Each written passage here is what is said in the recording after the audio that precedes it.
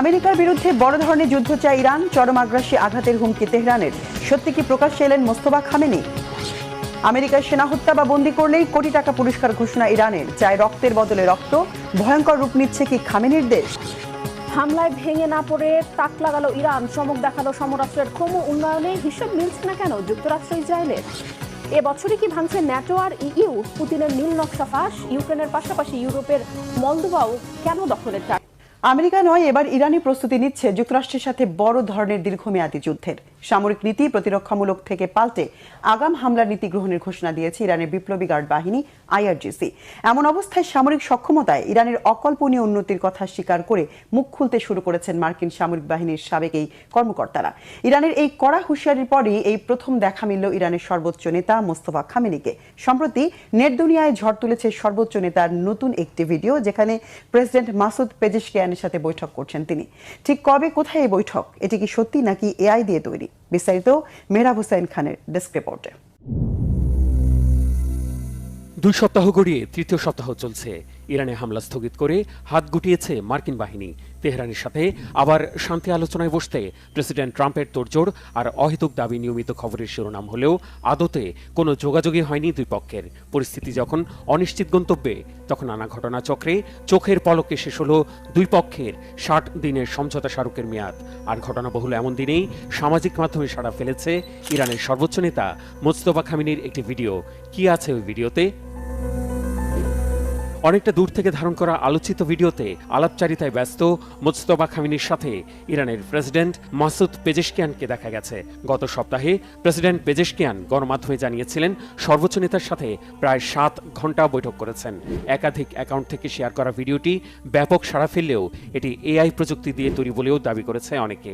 গত 28 ফেব্রুয়ারি তেহরানে আমেরিকা আর ইসরায়েলের ভয়াবহ হামলার পর থেকে তার মৃত্যুর গুঞ্জন ছড়ালে সুস্থ থাকার প্রমাণ দিতে আগস্টের শুরুতে মোস্তফা খামেনির একটি ভিডিও প্রকাশ করেছিল ইরান।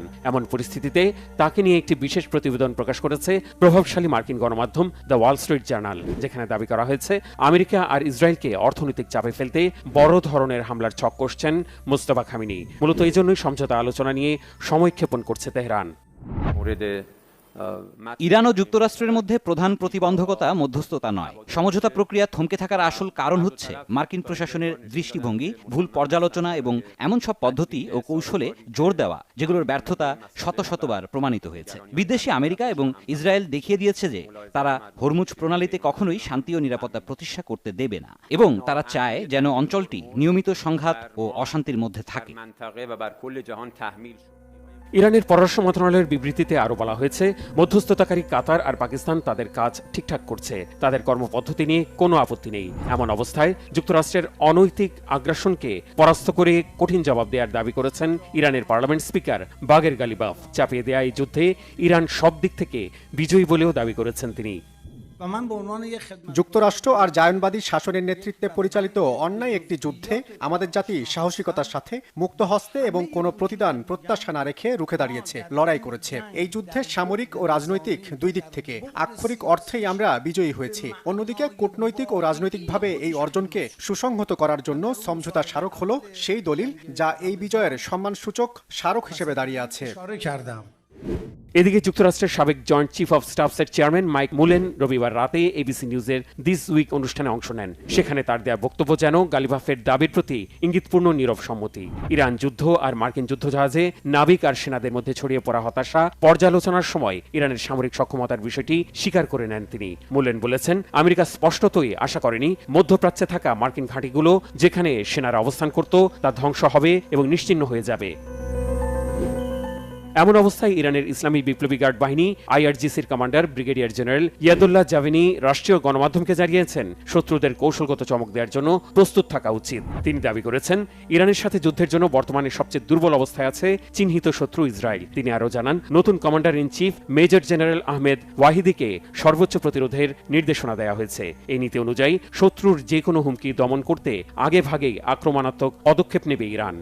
দিন যত গড়াচ্ছে তত স্পষ্ট হচ্ছে ইরান নিয়ে ইসরায়েলের ভুল হিসেব নিকেশ আর অপপ্রচার। ব্যাপক হামলায় ইরানের সামরিক সক্ষমতা ধুলোয় মিশিয়ে দেওয়ার দাবি এরই মধ্যেই ভুল প্রমাণ করেছে তেহরান। অস্ত্র ভান্ডার নিঃশেষ হওয়া তো দূরের কথা, অস্বাভাবিক দ্রুততায় ব্যালিস্টিক ক্ষেপণাস্ত্র সহ বিভিন্ন সামরিক ব্যবস্থা পুনর্গঠন করে তাক লাগিয়ে দিয়েছে ইরান, যা ইসরায়েলের সামরিক ও গোয়েন্দা মহলে তৈরি করেছে বিস্ময় আর উদ্বেগ।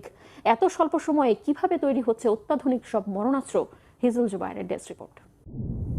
ইরানের সামরিক সক্ষমতা পুনরুদ্ধারের গতিতে ব্যাপক হতবাক ও উৎকণ্ঠিত হয়ে পড়েছে ইসরায়েল। বিশেষ করে ব্যালিস্টিক ক্ষেপণাস্ত্র উৎপাদন ও অস্ত্রভাণ্ডার পুনর্গঠনে তেহরানের অপ্রত্যাশিত দ্রুততা ইসরায়েলি সামরিক ও গোয়েন্দা কর্মকর্তাদের বিস্মিত করেছে বলে দ্য জেরুজালেম পোস্টের বিশেষ এক প্রতিবেদনে জানানো হয়েছে। যুদ্ধের ব্যাপক ধ্বংসযজ্ঞের পরও ইরান যেভাবে নির্দিষ্ট কিছু সামরিক সক্ষমতা দ্রুত ফিরিয়ে আনছে তা নিয়ে ইসরায়েলের আগের মূল্যায়ন নিয়ে প্রশ্ন উঠছে।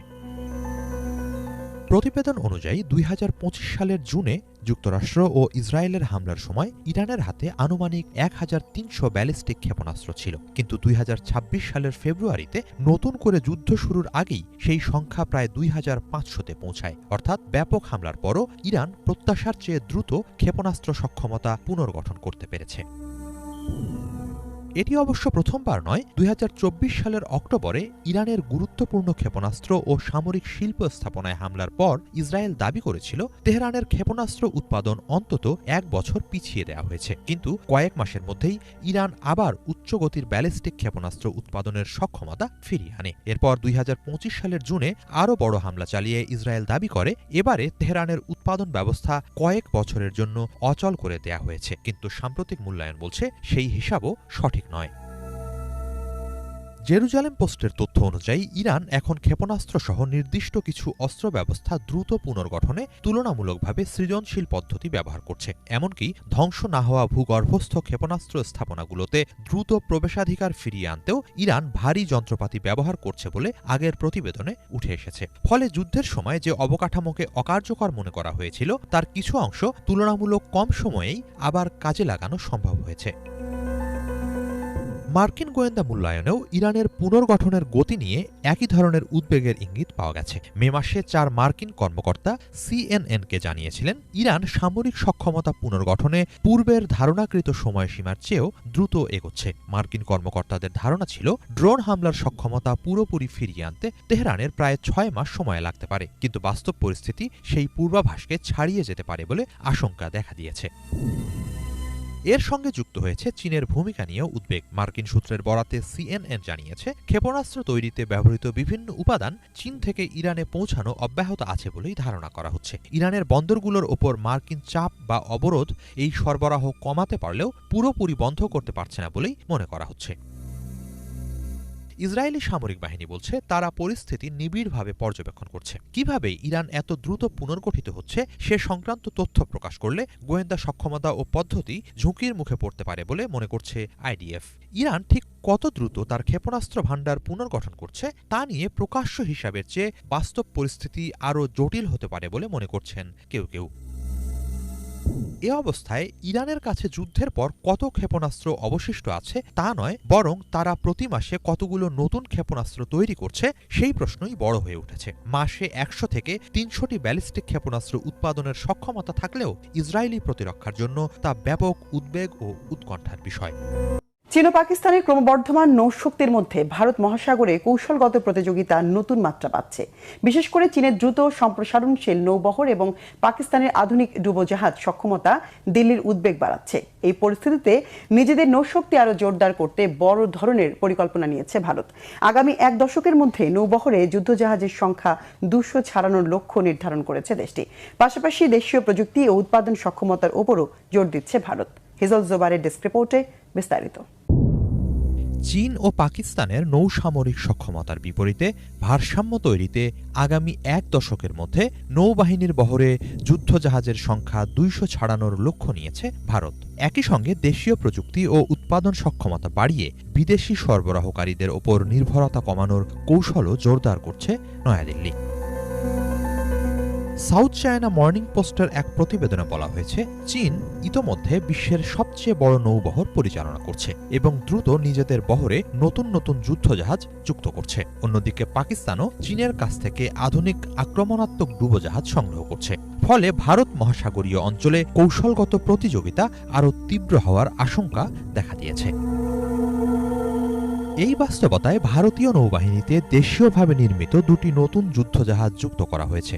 এর একটি হল স্টেলথ ফ্রিগেট INS মহেন্দ্রগিরি এবং অপরটি ডুবোজাহাজ বিধ্বংসী যুদ্ধজাহাজ INS মালভান। ভারতীয় নৌবাহিনীর জন্য এগুলো কেবল নতুন সংযুক্তিই নয়, বরং দেশীয় জাহাজ নির্মাণ সক্ষমতারও প্রদর্শন। INS মহেন্দ্রগিরির নকশা করেছে ভারতীয় নৌবাহিনীর ওয়ারশিপ ডিজাইন ব্যুরো এবং নির্মাণ করেছে মাজাগন ডক শিপ বিল্ডার্স। জাহাজটির প্রায় ৭৫% উপকরণ দেশীয়ভাবে সংগ্রহ করা হয়েছে। এটি ভারতের আত্মনির্ভর ভারত নীতির সঙ্গে সামঞ্জস্য রেখে প্রতিরক্ষা উৎপাদনে স্থানীয় সক্ষমতা বাড়ানোর প্রচেষ্টার উদাহরণ। মহেন্দ্রগিরি নীলগিরি শ্রেণীর ৬ষ্ঠ যুদ্ধজাহাজ। একই শ্রেণীর ৭ম জাহাজ INS বিন্ধ্যাগিরিও আগামী কয়েক মাসের মধ্যেই বহরে যুক্ত হওয়ার কথা রয়েছে। পাশাপাশি প্রজেক্ট 17 ব্রাভোর আওতায় আরও কয়েকটি নতুন প্রজন্মের ফ্রিগেট নির্মাণের পরিকল্পনা রয়েছে। বর্তমানে ভারতীয় নৌবাহিনীতে প্রায় ১৫০টি জাহাজ রয়েছে। এর মধ্যে আনুমানিক ১৩৫টি ফ্রিগেট, ডেস্ট্রয়ার ও ডুবোজাহাজের মতো সম্মুখ সারির যুদ্ধজাহাজ। আরও প্রায় ৫০টি জাহাজ নির্মাণাধীন থাকায় ইতোমধ্যে বহর সম্প্রসারণের ভিত্তি তৈরি হয়েছে। ভারতীয় নৌবাহিনীর সাবেক রিয়ার অ্যাডমিরাল ও প্রতিরক্ষা বিশ্লেষক সঞ্জয় মিশ্রের মতে, দেশীয়ভাবে যুদ্ধজাহাজ নির্মাণের সক্ষমতা কাজে লাগানো গেলে ২০৩৫ সালের মধ্যেই ২০০ জাহাজের লক্ষ্য অর্জন করা সম্ভব।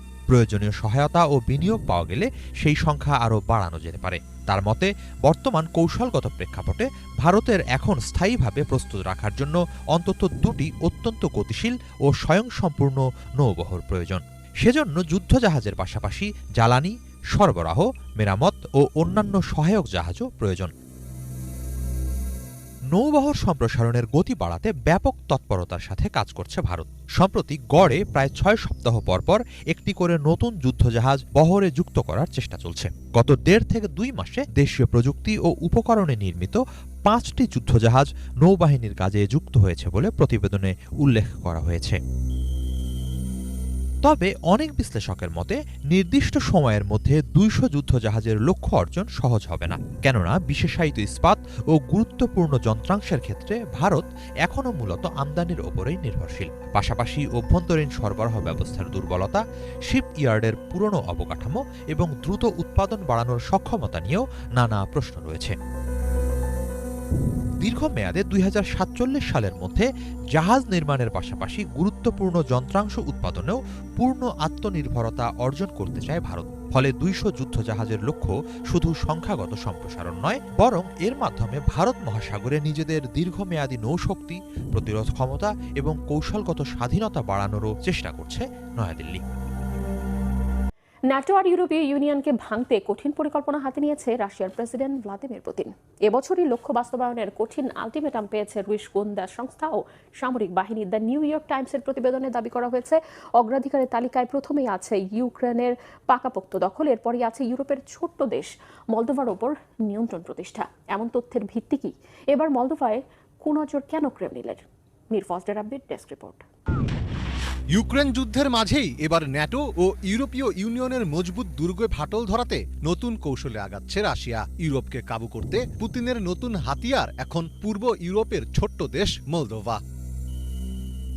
চলতি বছরের মধ্যে ন্যাটো ও ইইউকে ভাঙতে গোয়েন্দা সংস্থা ও সামরিক বাহিনীকে নির্দেশ দিয়েছেন প্রেসিডেন্ট ভ্লাদিমির পুতিন। রুশ প্রেসিডেন্টের পরিকল্পনা বাস্তবায়নের জন্য ইউক্রেনের পর মলদোভাকে প্রাথমিক লক্ষ্য হিসেবে চিহ্নিত করা হয়েছে। ১৪ আগস্ট দ্য নিউ ইয়র্ক টাইমসের এক প্রতিবেদনে এই দাবি করা হয়েছে। পশ্চিমা গোয়েন্দা কর্মকর্তারা নিউ ইয়র্ক টাইমসকে বলেছেন, পুতিনের প্রধান অগ্রাধিকার হচ্ছে ইউক্রেন দখল করা, আর দ্বিতীয় প্রধান অগ্রাধিকার হচ্ছে মলদোভার উপর নিয়ন্ত্রণ প্রতিষ্ঠা করা। কর্মকর্তাদের ধারণা, মলদোভার রাজধানী কিশিনাউতে রাজনৈতিক প্রভাব বিস্তার ছাড়াও রাশিয়া থেকে মলদোভা পর্যন্ত একটি স্থল করিডোর তৈরির পরিকল্পনা করছেন পুতিন। মলদোভা ছোট একটি দেশ হলেও রাশিয়ার নিয়ন্ত্রণ প্রতিষ্ঠা ও ইউক্রেনকে অবরুদ্ধ করার ক্ষেত্রে এটি একটি গুরুত্বপূর্ণ করিডোর। মলদোভা সরাসরি ইউক্রেনের দক্ষিণ পশ্চিম সীমান্তে অবস্থিত। দেশটির পশ্চিমে রয়েছে ন্যাটো ও ইইউ সদস্য রোমানিয়া। ফলে মলদোভা যদি রুশ বলয়ে চলে যায়, তবে ন্যাটো ও ইইউ এর সীমানায় সরাসরি রাজনৈতিক ও সামরিক প্রভাব তৈরি করতে পারবে রাশিয়া।